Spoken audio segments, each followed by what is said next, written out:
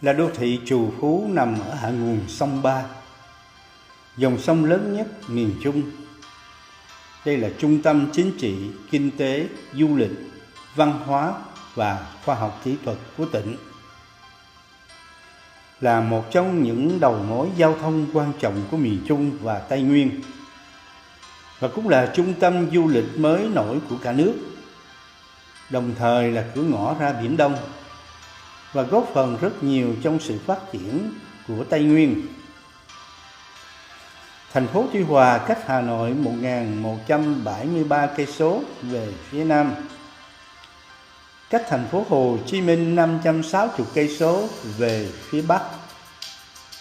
Có diện tích 107 cây số vuông và có vị trí địa lý phía đông giáp Biển Đông với chiều dài bờ biển trên 30 cây số. Phía tây giáp huyện Phú Hòa, phía nam giáp xã Đông Hòa, phía bắc giáp huyện Tây An. Dân số toàn tỉnh Phú Yên là 961.200 người. Riêng dân số thành phố Tuy Hòa là 156.000 người. Ghềnh Đá Đĩa là một trong những cái khu du lịch đẹp nhất ở tỉnh Phú Yên. Nơi đây thu hút rất nhiều du khách quốc tế và trong nước đến tham quan một cái kỳ quan thiên nhiên mà ông trời đã ban phú cho tỉnh Phú Yên. Tôi có dịp đi đến đây tham quan Ghềnh Đá Đĩa và rất là thích thú. Nhìn từ trên cao thấy toàn cảnh Ghềnh Đá Đĩa rất là đẹp, và biển trong xanh thơ mộng, và rất nhiều người đến đây chụp những cái hình lưu niệm.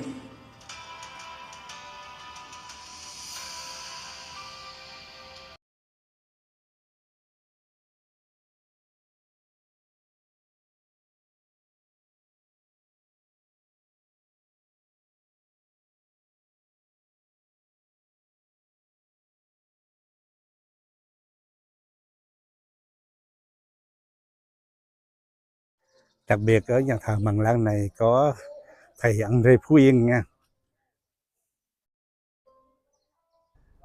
Đây là cái mặt tiền của nhà thờ Mằng Lăng với hình ảnh của thầy Andre Phú Yên.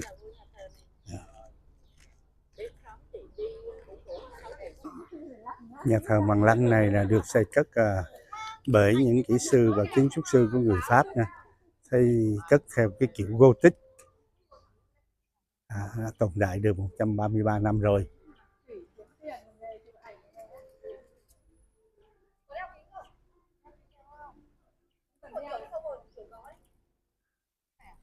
Rất là nhiều du khách thì tới đây chụp ảnh lưu niệm trước nhà thờ. Ta đi vào phía trong để khám phá trong nhà thờ.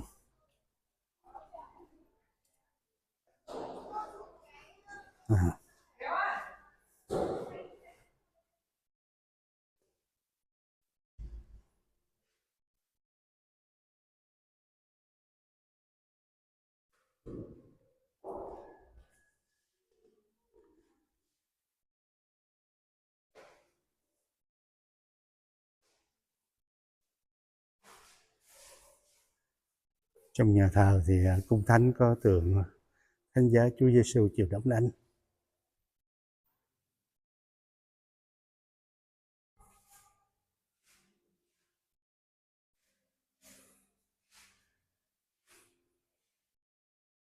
Chúng ta thấy cái kiến trúc ngày xưa người Pháp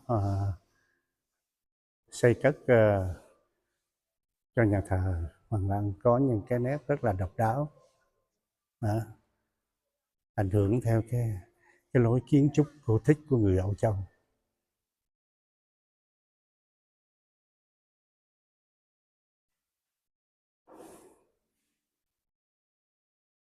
Đẹp.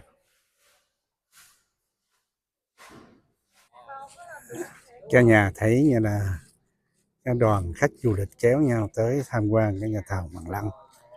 Những cái đoàn khách này đi được tổ chức bởi các tour du lịch ở Quy Nhơn, Phú Yên nha.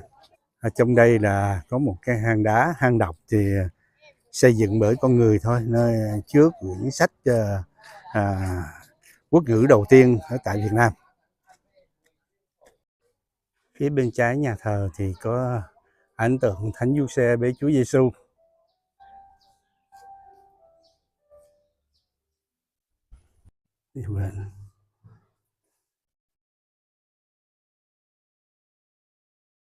Nhà thờ Hoàng Lăng qua các giai đoạn nè.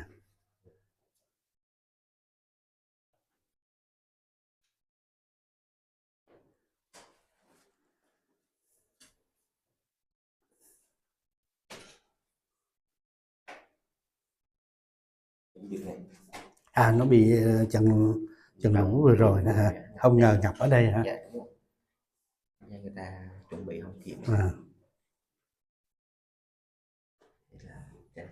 Cha Trắc Lộ, người đã hình thành ra khai sinh ra chữ quốc ngữ cho Việt Nam. Nếu không có ngài chắc bây giờ mình viết chữ nôm luôn. Đây là hình ảnh thầy Hằng Rây Phú Yên chết tử vì đạo năm 1644.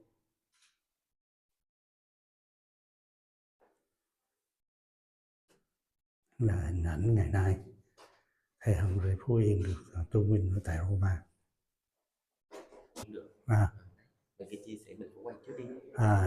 Những hình ảnh là thầy Hằng Rây Phú Yên bị tự đạo năm 1644 tại Quảng Nam, thi hài về Macau năm 1964 vào ngày 15 tháng 8.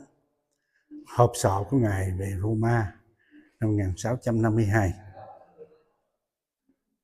Cái ngày Henry Phú Yên bị tự đạo thì có sự hiện diện của cha Alexander Rốt.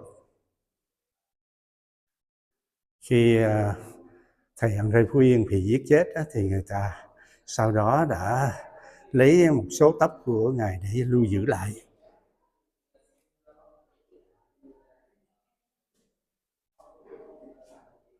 Và Henry Phú Yên được phong thánh tại Roma. Thánh Henry Phú Yên thì được phong vào ngày 5 tháng 3 năm 2015 tại Vatican ở Roma. Xin nói lại là Thánh Henry Phú Yên được phong thánh vào năm 2000, được phong là A Thánh tại Vatican. Hôm nay khách đoàn người Việt cũng như người ngoại quốc đi tới tham quan nhà thờ Hoàng Lăng rất là đông nha.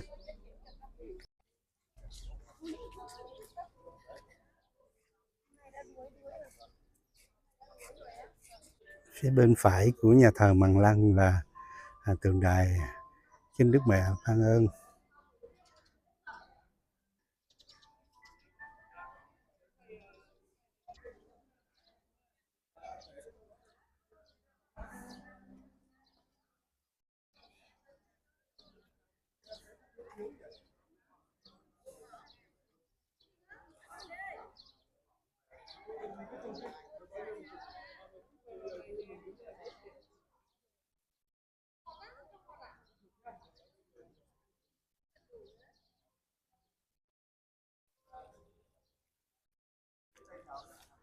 Khách đoàn chụp hình trước nhà thờ Hoàng Lăng để lưu niệm lại trong cái chuyến du lịch của mình.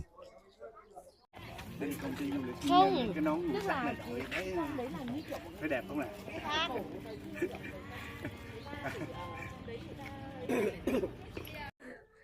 Địa điểm thứ hai là hôm nay đi tham quan gành đá đĩa tại Phú Yên, cách thành phố Quy Nhơn độ gần 70 cây số.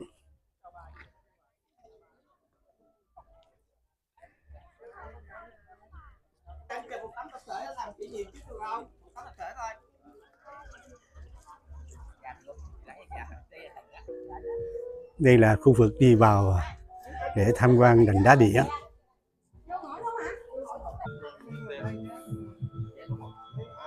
Ở cái khu vực gành đá đĩa này họ có cái cách mà trang trí rất là độc đáo nha.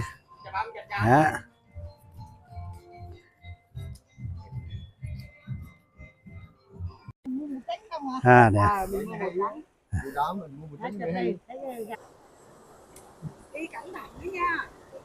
Đây là khu vực gành đá đĩa đây.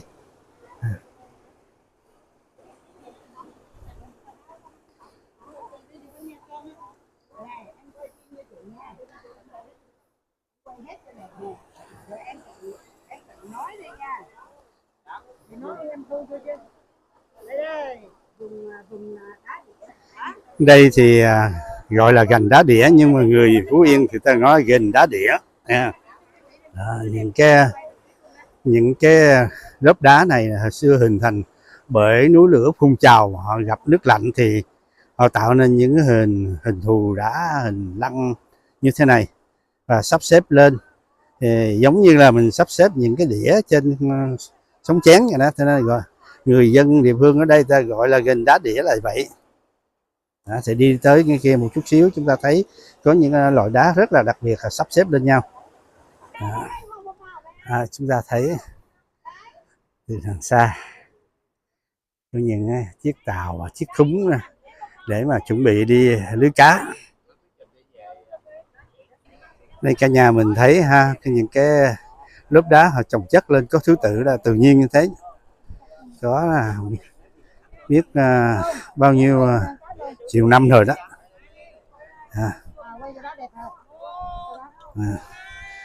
Hôm nay trời nóng và trời nắng rất là đẹp. Trời đẹp, trời có gió chút đỉnh, cho nên du khách đi tới đây tham quan rất là đông nha. Đó.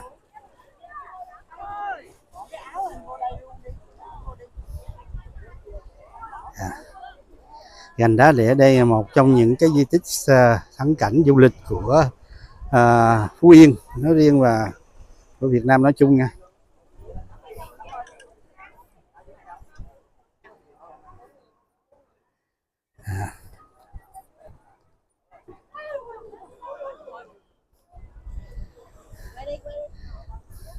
Có những cái anh và chị cầm những cái ô dù rất là đẹp nha, đủ sắc màu, trông xinh lắm.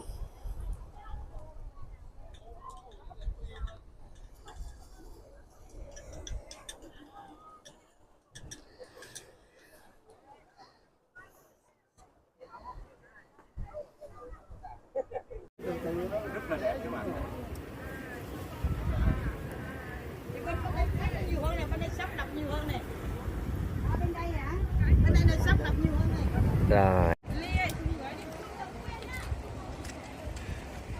Hôm nay các đoàn khách du lịch kéo nhau tới tham quan gành đá đĩa rất là đông nha.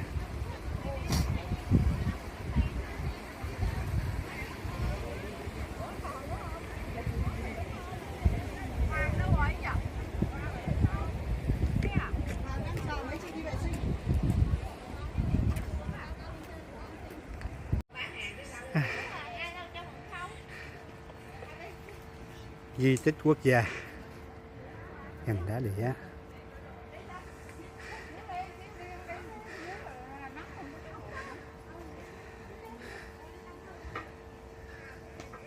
Đây là anh hướng dẫn viên công ty du lịch ở Quy Nhơn nha. Anh rất dễ thương nha, thấy nụ cười của anh không?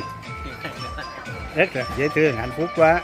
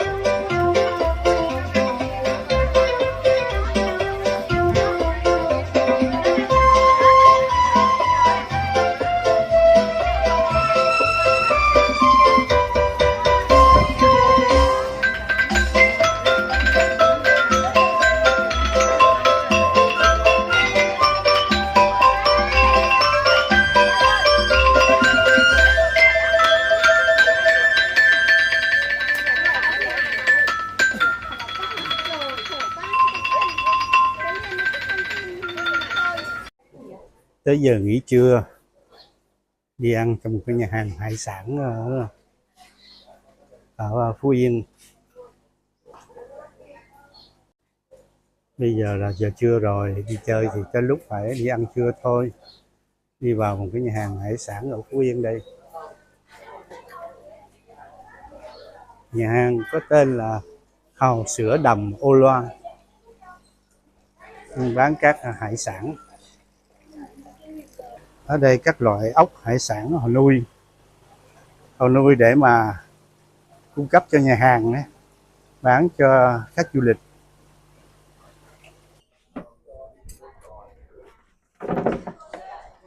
Ở đây họ lên món nhanh nên là họ lên như thế này mình ăn vừa đủ anh chị. Cái là lát tía tô này, cải cây này, chúng ta bỏ vô đi, chúng ta ăn mấy cái người trước ngon lắm, đặc sản lắm. Còn đây là lẩu sứa nước lèo nha, cái chúng ta bỏ sứa vô với lại bỏ những cái đồ gia vị vô rồi chúng ta chế nước môi lên, đây sẽ sực sực rất là ngon. Đó, ăn kèm với bún. Còn cơm chiên em. Rồi mình còn cơm chiên nha, với lại mứt gừng. Lần đầu tiên ăn mắt cá ngừ đại dương như thế nào. Chúc mọi người ăn ngon nha.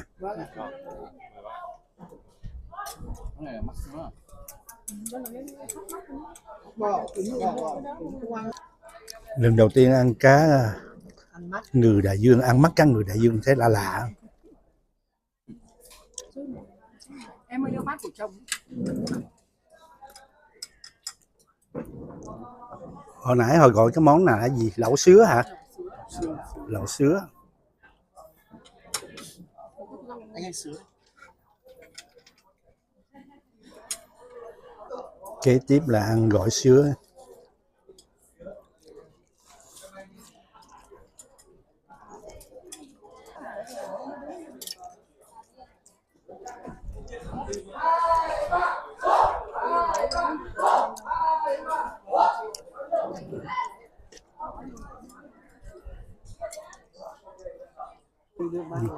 Đây là món cháo hàu. Để ăn cháo hàu và salad mực chiên.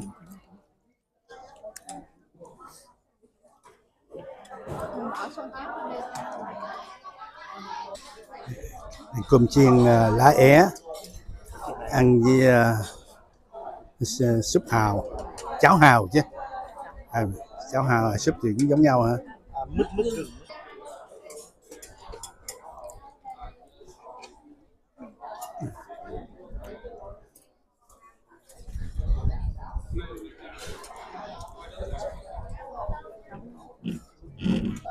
Đi tour tới bữa ăn ngon quá nè, các món ăn gần hết luôn, không còn gì nữa hết.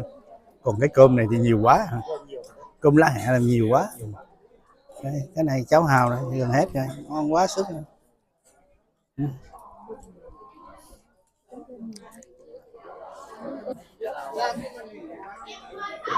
Cơm xong ra nhìn đầm Âu Loan. Cái biển này cũng yên lành ha, sóng không có nhiều, nó chạy nhầm trong cái đầm mà. Đây trước mặt là chỗ này người ta nuôi hào đấy, nuôi hào.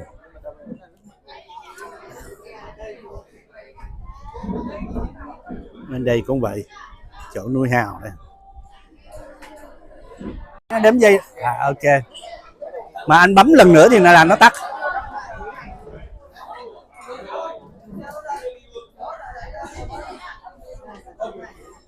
Rất là đẹp. Ăn uống xong no say rồi, bây giờ được lên làm tài tử một chút.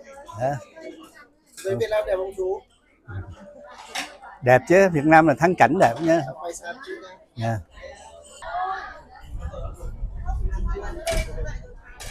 Bây giờ đi một vòng tham quan chùa Tham Lương, không xa đầm Âu Lô. Sau khi ăn cơm thì chúng tôi tới tham quan chùa Tham Lương.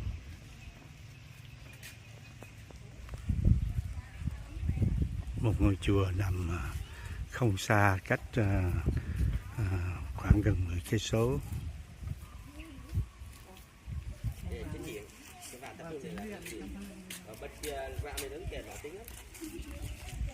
Sau khi ăn cơm thì chúng tôi đi đến tham quan một cái ngôi chùa có tên là Tham Lương, nằm không xa cái đầm Ô Lân mà chúng tôi vừa mới ăn trưa đó. Cái chùa này mặt diện họ làm bằng tất cả các loại san hô biển. Mặt diện của chùa Tham Lương.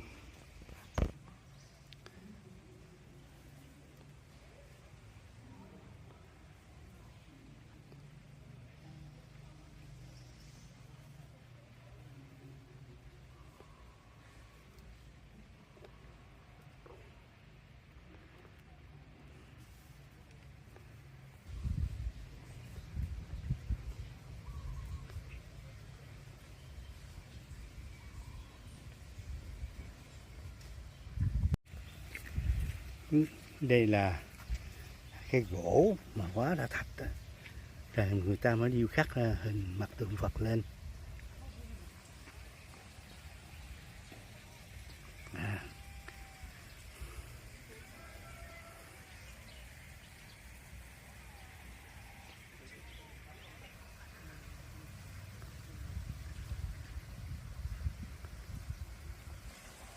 Đây gọi là Quan Âm Linh Ứng.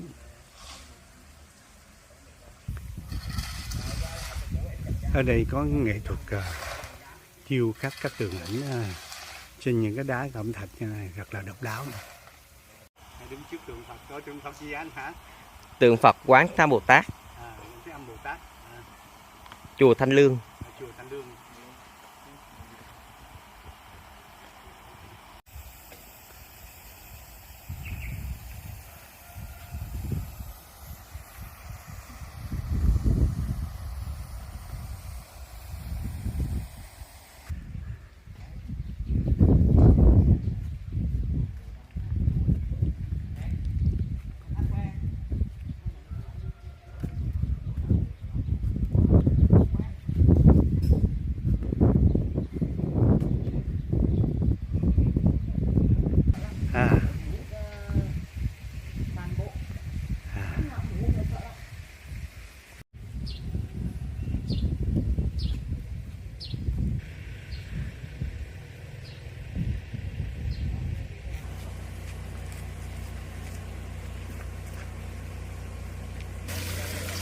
Đây có quả cầu mà không biết có phải nhờ sức đẩy của nước không, hay là ở dưới có một cái động cơ làm cho nó xoay. Quả bóng này là nó nhờ cái sức nước đẩy của một chiều á, mà cho cái quả bóng này nó xoay. Cái quả bóng này cũng phải nhẹ lắm nó mới xoay được chứ hả? Bây giờ đi tới tham quan tháp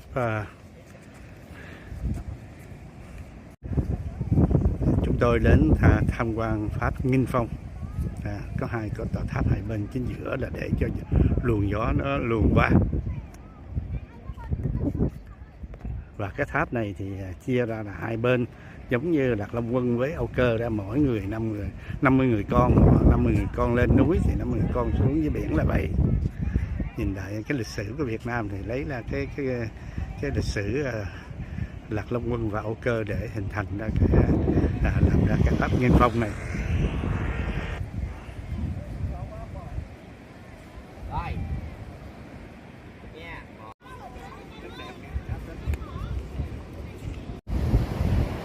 Dưới này mát hả? Đây mát. Tôi chụp biển không? Đó. Giờ đi. Ca này chụp biển em chụp đã.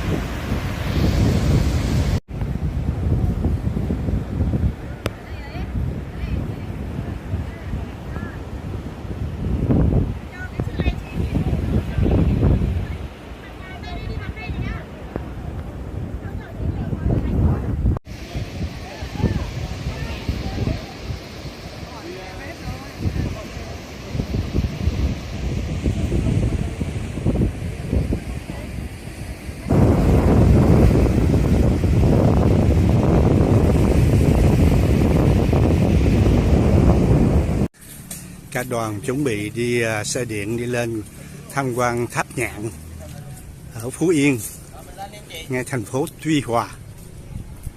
Bây giờ đi xe điện lên đây.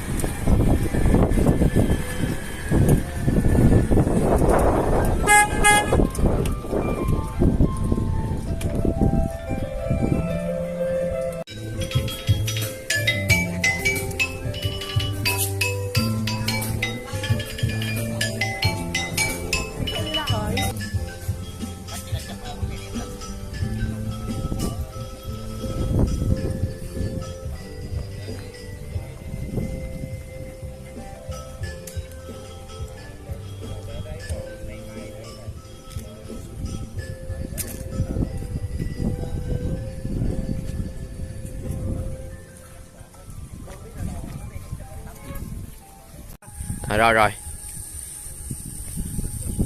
Tôi đang đứng trước tháp Nhạn nha, mà dòng trời ngoài nắng nhưng mà gió rất phát. Tháp Nhạn của người Chăm. Ngày xưa không biết họ xây dựng lên cái tháp này vào năm nào á? Cuối thế kỷ 11, đầu thế kỷ 12. Yeah. Từ ở trên khuôn viên của tháp Nhạn nhìn xuống một góc của thành phố Tuy Hòa.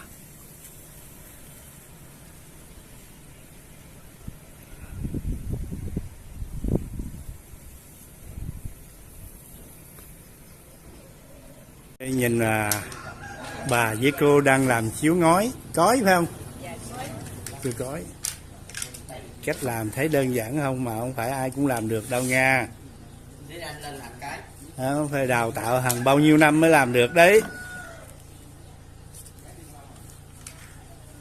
Bắt buộc phải 2 người ngồi làm mới được ha. Một người đẩy vào, một người kéo.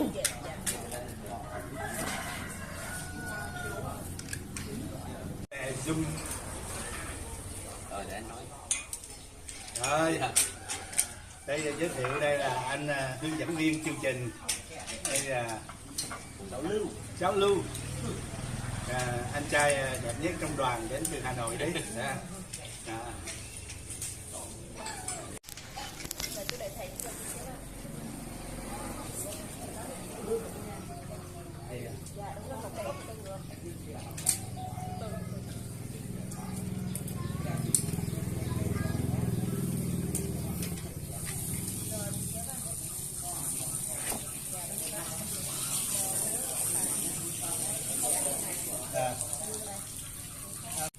Tôi lên ngồi dệt nào không phải dễ kiếm ăn đâu, nghề người ta làm quen rồi thì nó là khác.